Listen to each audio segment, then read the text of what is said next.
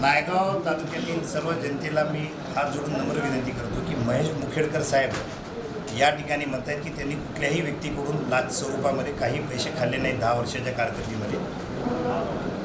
आपल्याकडं आज पुरावा नाही, त्यामुळे मी त्यांना काही म्हणू शकत नाही. आपल्यापैकी कोणी जर ह्यांना पैसे दिले असतील किंवा ह्यांच्या नावाने जर कोणी पैसे घेतले असतील आपलं कुठलं काम करण्यासाठी, तर कृपया आपण मला संपर्क करावा. आपण कुठल्याही प्रकारची काळजी करू नये. पुढे या.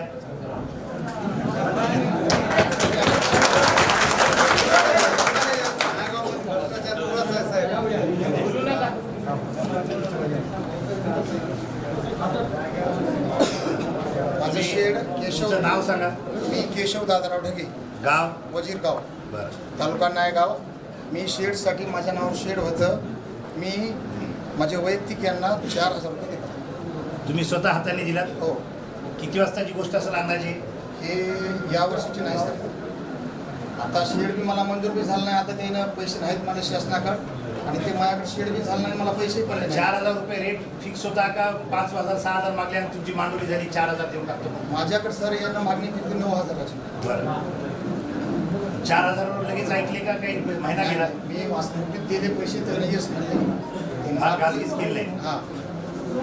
किती 1 वर्ष झाला असं? त्यांच्या टेबलवर नेऊन दिले का? कोणी एजंट होता म्हणजे? नाही, एक पाठीमागे ते झाडी आहे तिथं बसायचे डान्स व्हायला. झाडीमध्ये कोण बसते तिथं? नाही, तिथं चहा पाण्याला आले ते मला तुम्ही दिले? हो. चहा पाण्या. साहेब बरोबर आहे काय? मग आता अचानक कुठून यांनी मला सांगा 2 वर्षापूर्वी पैसे दिले म्हणून का कुठं बोलत असेल? तुमच्या इथे काय दुश्मनी सांगा ना. तुम्ही गाय गोट्याचा तुमच्याकडे काही संबंध येते मजुरीचा? मग हे सुद्धा सगळ्या जगाला माहिती की आधीचा जे व्हिडिओ होता 2 व्हिडिओच्या आधी, तेव्हा मी असं तिथं आलो होतो. गाय गोट्याच्या मजुरीचे फार मोठ्या प्रमाणात तक्रारी आल्या होत्या. तेव्हा एक कर्मचारी फाईल घेऊन गायब झाला होता जेव्हा मी फाईल मागितली. म्हणजे गाय गोट्यामध्ये पैसे खातात हे सुद्धा सगळ्या जगाला माहिती, फक्त सीओ मॅडमला माहिती नाही गाय गोट्यामध्ये पैसे खातात ते. तुम्ही गाय गोट्यामध्ये 1 रुपया खाल्ला नाही का? यांचा खाल्ला नाही समजा, कोणाचाच खाल्ला नाही का? खाल्ला की खाल्ला नाही? हा, हे एकदम प्रोफेशनल आहे. 1 रुपया न खाता असता भेटलेला पद्मश्री दिलं पाहिजे. भारतामध्ये एकमेव माणूस असं दिसायला लागला मला, पैसे खाल्ला नाही म्हणणारा सरकारी अधिकारी. त्यामुळं आपल्यापैकी कोणी जर पैसे दिले, एक पुरावा आपण दिला हे मान्य करत नाही आहेत. आपल्यापैकी अजून कोणी दिले असतील तर मला संपर्क करा. मी मगाशी म्हटल्याप्रमाणे, पूर्ण नाव काय तुमचं? हां, महेश मुखेडकर साहेबांना जर कोणी लाच दिली असेल तर कृपया संपर्क करा. आपण घाबरू नका तक्रार करायला. दिले असेल तरच सांगा. इकडे टिकून नाही थांबायचं. एक आमदार इथे निघेल थांबलाय. आपण असं मस्त काय तर आपल्या घरी बसलो नाही. आपण प्रशासकीय अधिकारी कर्मचारी इकडे. चला मॅडम इकडे आहे. पाटील आहे का? आता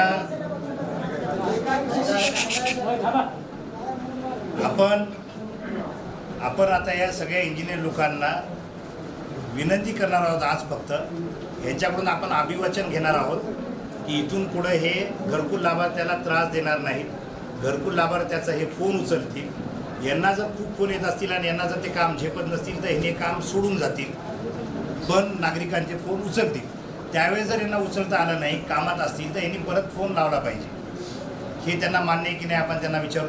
दुसरी गोष्ट, जेव्हा त्यांनी आपलं घर तपासणी करायला येतील त्यावेळेस त्यांनी आपल्याला त्रास देणार नाहीत, पैशाची मागणी करणार नाहीत. यांनी जर आता आपण यांना वॉर्निंग दिली म्हणून तुमच्या घरकुलाचं बिल काढायचं नाही, पैसे घेता येत नाहीत म्हणून जर काही चुका काढायला लागले, हे बरोबर नाही ते बरोबर नाही, तर येणं पहिलं जे मंजुरी दिलेत ते घरं किती बरोबर बांधली ते काढण्यात येईल. पहिलं जर येणं तशा प्रकारच्या घरांना मंजुरी दिली असेल, तशा प्रकारच्या कामांना मंजुरी दिली असेल तर यापुढेही त्यांना द्यावंच लागेल. त्यामुळं ह्यांनी पण हुशारी करू नये की साहेब नियमात बसत नाही. मग नियमात काय बसते काय नाही, मी पण आमदार आहे, मला पण थोडेसे नियम कळतात. त्यांच्यापेक्षा 2 नियम थोडेसे जास्त कळतात मला. त्यामुळं आता आपण ह्यांच्याकडून अभिवचन घेऊ. एक सुरामध्ये हे आपल्याला अभिवचन देतील. तुम्ही घेता का अभिवचन? चला. मी, अरे काका 2 मिनिट थांबा. मी, आपलं नाव घ्या, जोरात घ्या. एका एकानं घ्या. चला इथून सुरू करा जोरात.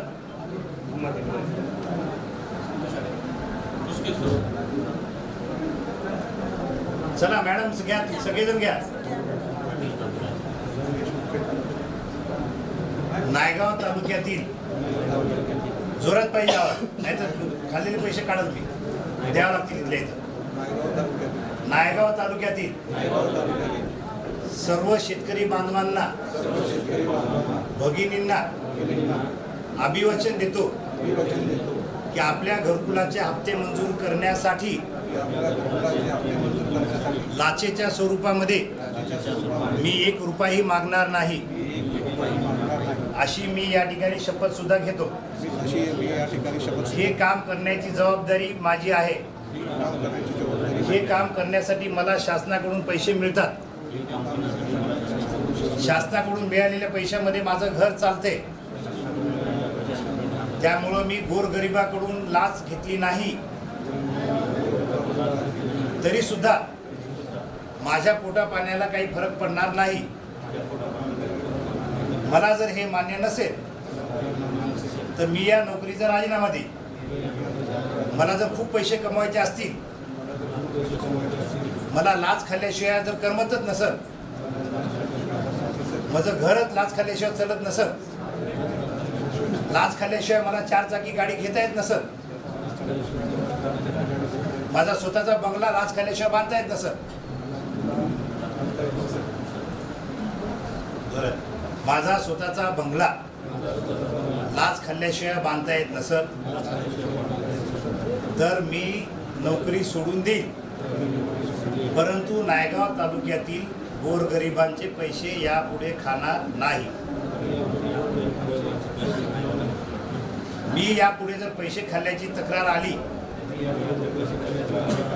तर प्रशासनाने माझ्यावर कडक कारवाई करावी. मान्य आहे तुम्हाला? मी हे अभिवचन कुठल्याही बळजबरीने किंवा नशा पाणी न करता देत आहे. मान्य आहे तुम्हाला?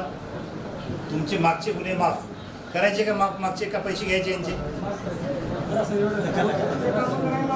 तुमचे कामं करायचे की आता इथून यायला पैसे मागून नये?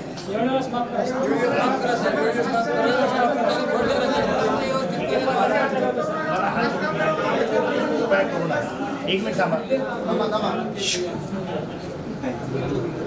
एक लक्षात घ्या, घरकुलाला जे पैसे मिळतात सरकारकडून त्याच्यामध्ये घरकुल पूर्ण होते का मला सांगा? आज रेती किती महाग मिळते, होते का पूर्ण? म्हणजे त्याला घरातून टाकावं लागतात पैसे. याच्यामध्ये आपण जर 5-10 हजार रुपये जर खायला लागलो तर ती रक्कम मोठी आहे शेतकऱ्यासाठी. तुम्हाला वाटते का आज अतिवृष्टी झाली एवढ्या मोठ्या प्रमाणामध्ये, जमीन खरडून गेल्या, पूर्ण खरीप कामातून गेलं, सरकारकडून मिळालेली जी मदत आहे कसं जेमतेम त्याच्यावर चाललंय शेतकऱ्यांचं. अशा परिस्थितीमध्ये आपण शेतकऱ्यांच्या पाठीशी राहायला पाहिजे की नाही? आणि मला खरंच सांगतो, दुसऱ्या मतदारसंघामध्ये काय होत असं नसेल मला माहीत नाही. तुम्हाला जर दुसरीकडे असं जर अडवणारा आमदार जर नसेल, पैसे खाऊ देणारा कोणी जरी असेल तिथला अधिकारी किंवा कोणी, तर तुम्ही तिकडं बदली करून घेऊ शकता. आपलं काही जोर जबरदस्ती नाही, दुसरे माणसं इथं येतील. पण आमच्या नायगाव मतदारसंघामध्ये घरकुलाच्या बाबतीमध्ये, गाय गोट्याच्या बाबतीमध्ये पैसे खाणं म्हणजे टाळूवरचं लोणी खाण्यासारखं आहे. त्यामुळे रुपयाची अपेक्षा खेडकर साहेब करायचं नाही.